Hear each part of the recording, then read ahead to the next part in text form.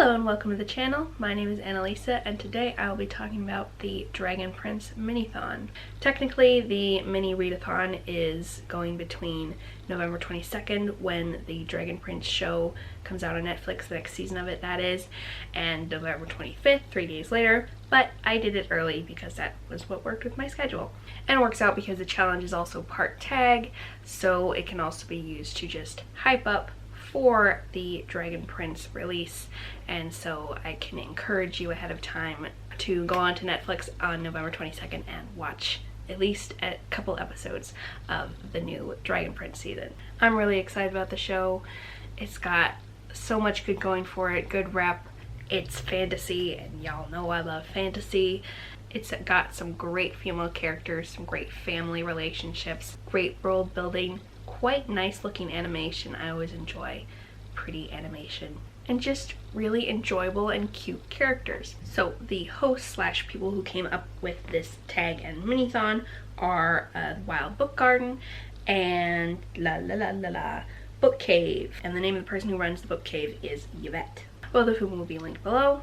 There are 3 challenges and 3 questions. The first challenge is to read an own voices fantasy book, which I didn't do because the way that I did this minithon and the way it's kind of intended is to be able to fit in with other readathons that you're doing, because people are doing a lot of stuff in November and it's supposed to be just a little thing. So I picked out books that were already on my TBR for November, because which my TBR at the moment isn't a list, it's a stack of books that I have checked out from the library. They're all either booktuber recs or continuing series that I've started reading before. None of them happen to be in own voices fantasy book at the moment. Anyway, second challenge. Because it will be the 3rd season of the Dragon Prince coming out, the next challenge is to read the next part of a series. And for that, I read this because I've had it checked out for the library for a while and I need to give it back. And it is The Castle in the Air by, her name is obscured by the library sticker, Diana Wynne Jones, and it is the sequel to Howl's Moving Castle. There are 3 books in the series. The next one is House of Many Ways, and I was very excited to continue with the series because I loved Howl's Moving Castle, and yeah, I'm just a little bit crazy about it.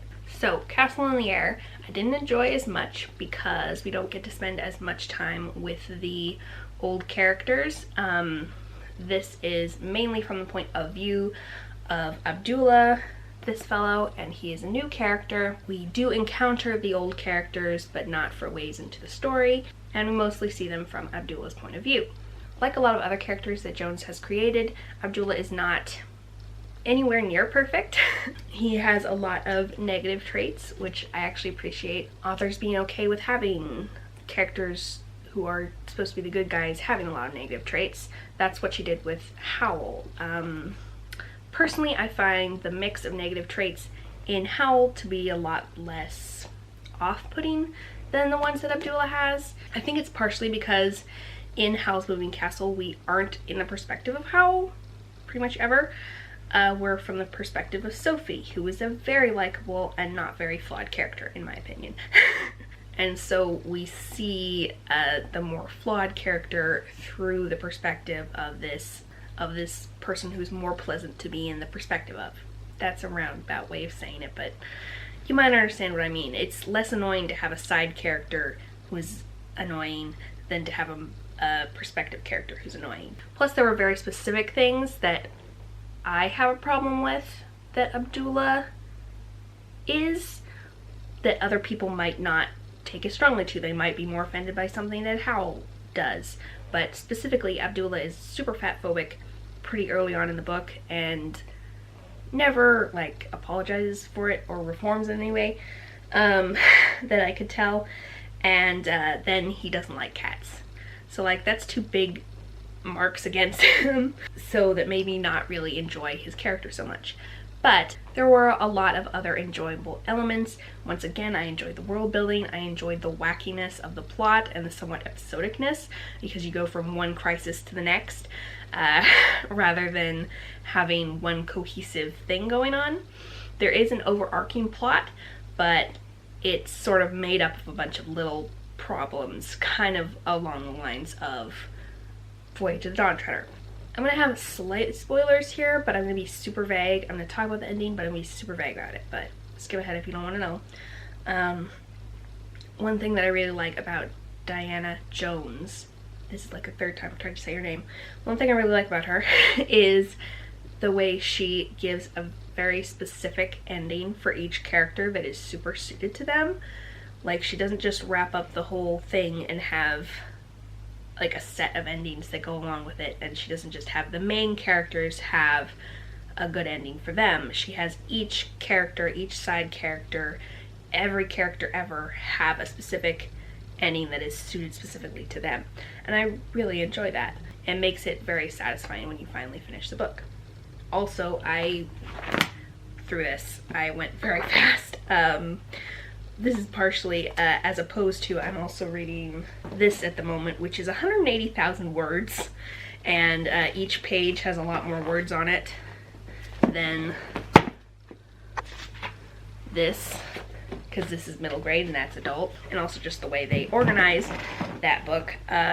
So I went very quickly through this compared to my other current reads. It was quite fast-paced, and basically I enjoyed everything except Abdullah's character. Right away you meet his love interest, who is Flower in the Night, and I like her a lot. She's really cool.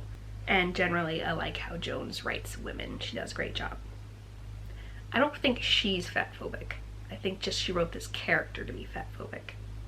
But I do have to admit that most of the characters we're supposed to like are not fat. The third challenge is to read any book with illustrations, and once again there was not one of those on my TBR, but I do have a collection of short stories that has really good illustrations, and you might think I'm about to bring up The Language of Thorns right now, but I'm not. There's another one, and it was on my shelves, and they're very short stories, so I could knock them off without interrupting my TBR particularly. First of all, look at this glorious cover.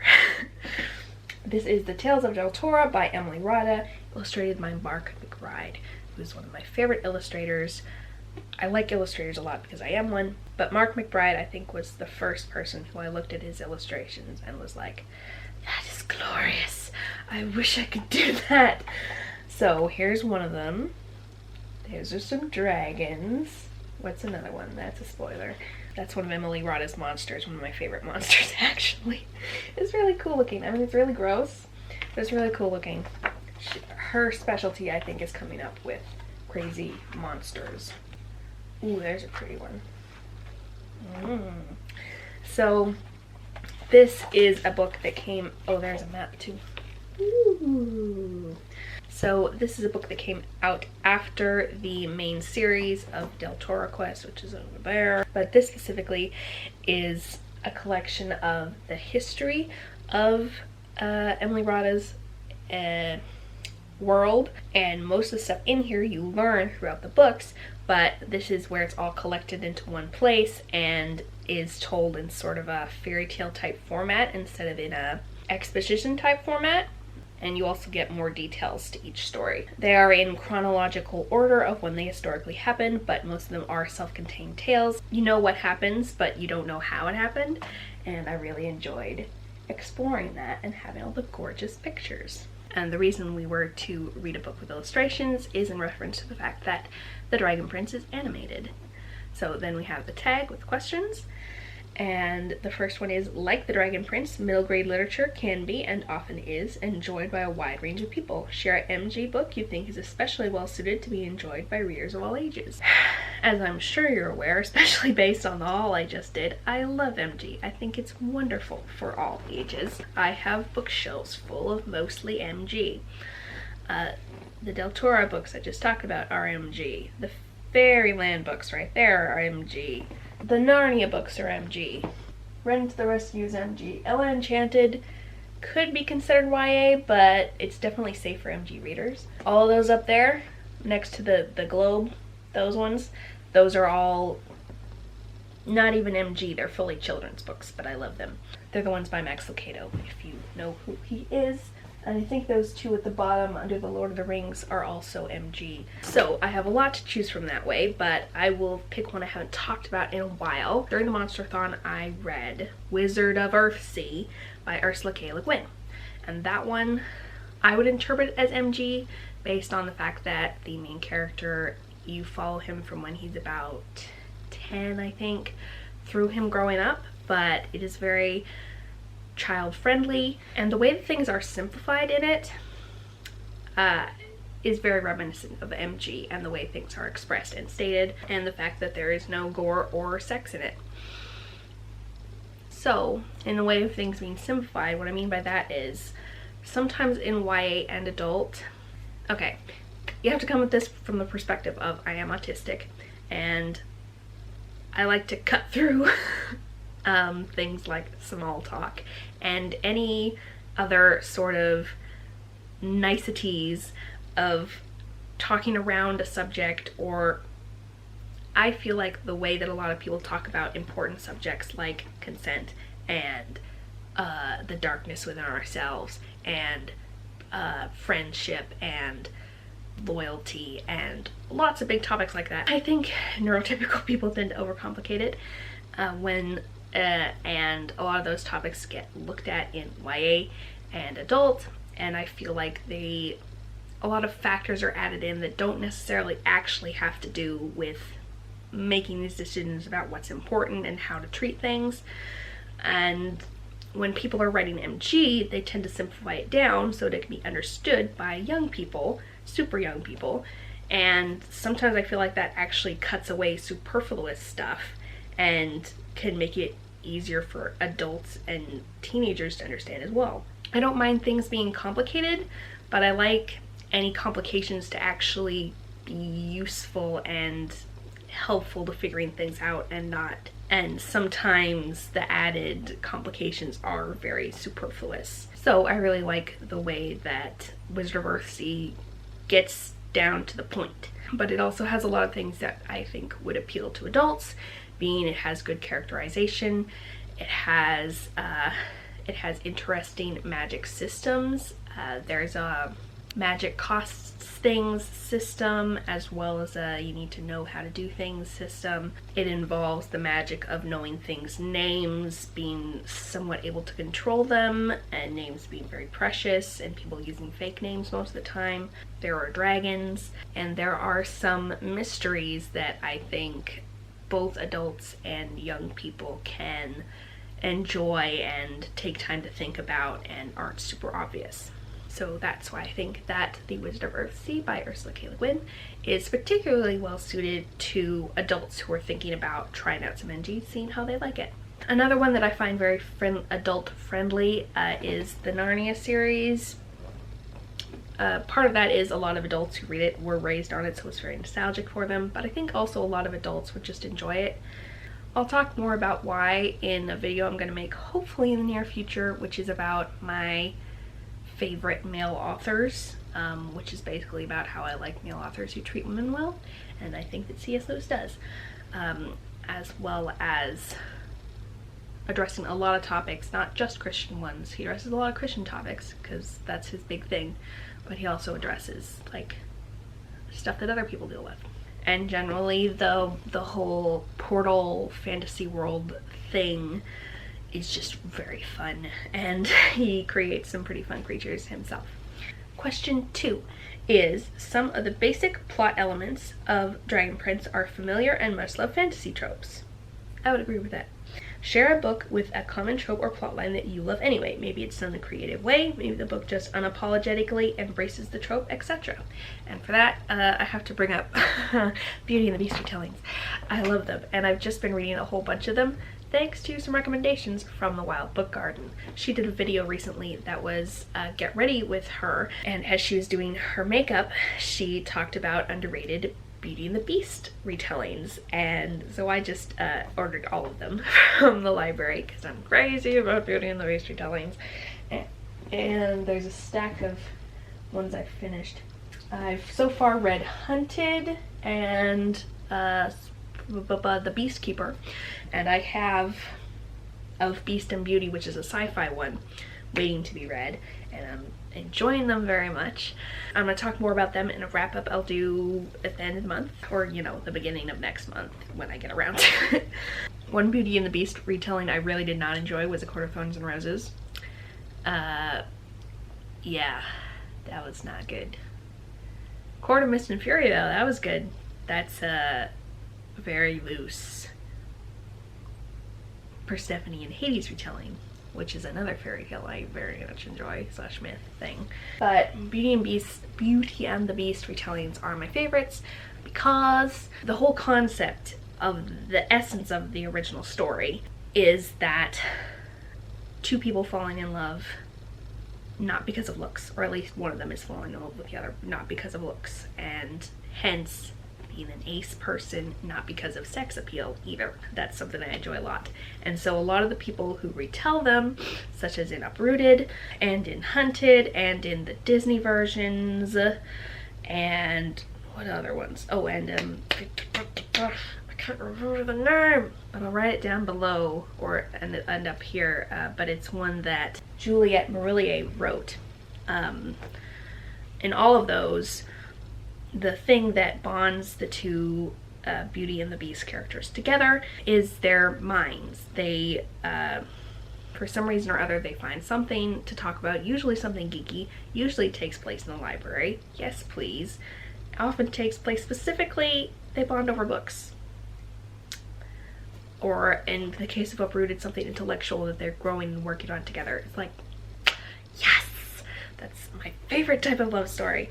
And I do like that a lot of them do something different with it. They come up with some weird magical system that they're interacting with. My favorite in that way is Uprooted. In Hunted, there's a really interesting twist on the curse, and it involves some Russian fairy tale mixing in there, which is my other favorite type of fairy tale, specifically involving a firebird, which favorite thing ever since my ballet teacher read the story of the firebird in the ballet to me when I was like 5.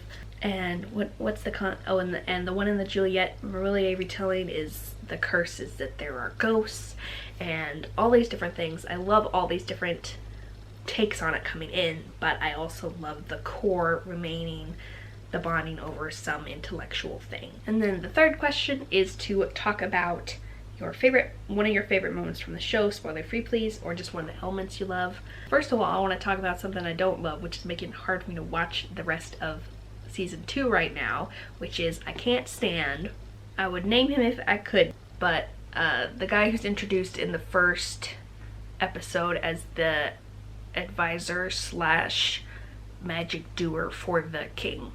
That guy, he's so awkward. He's so awkward. He tries to be all dramatic and he's just so awkward, and there's so many awkward moments with him, which sometimes awkward moments can be enjoyable, but with him it cringes me out so much and I don't want to watch anything that has him in it. But I'm going to power through because I love the rest of the show.